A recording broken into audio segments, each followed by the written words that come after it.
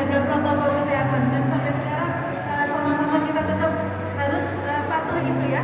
Jadi supaya kita tidak terkena dan keluarga kita juga tidak tertular.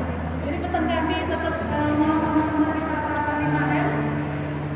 Yang pertama senantiasa memakai masker dengan benar, yang menutupi hidung, mulut ya, bukan maskernya digantung di dagu.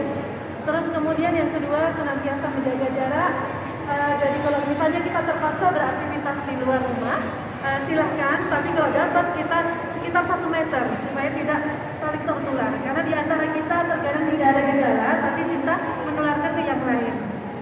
Jadi itu salah satu bentuk kita untuk menyayangi keluarga ya. Jangan sampai kita pulang membawa penyakit.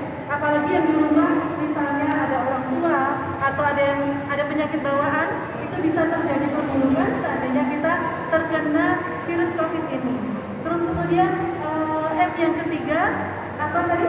Yang pertama senantiasa memakai masker, menjaga jarak. Yang ketiga menghindari kerumunan ya. Jadi kalau dapat misalnya terpaksa misalnya kita keluar rumah atau nongkrong itu sedapat mungkin hindari ya. Kalau dapat kita di rumah saja kecuali atau hajat yang penting sekali. Jadi kita menghindari kerumunan. Kemudian yang keempat adalah senantiasa ini ya mencuci tangan pakai sabun dengan air yang mengalir. Atau kalau tidak ada sabun, tidak ada air yang mengalir, bisa hand sanitizer ditaruhkan di tas kita ya, supaya tidak ada virus dan kuman-kuman yang nempel pada kita. Terus kemudian M yang keenam yaitu mengurangi mobilisasi.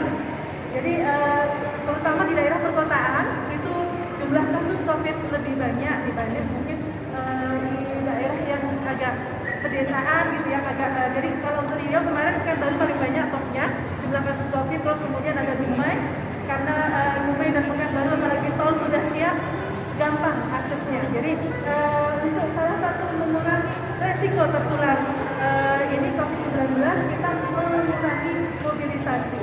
Jadi itu aja mungkin pesan dari kami. Terus satu lagi, jangan lupa kita melakukan vaksinasi ya, vaksinasi COVID-19 baik yang pertama maupun nanti yang kedua, ada 2 kali.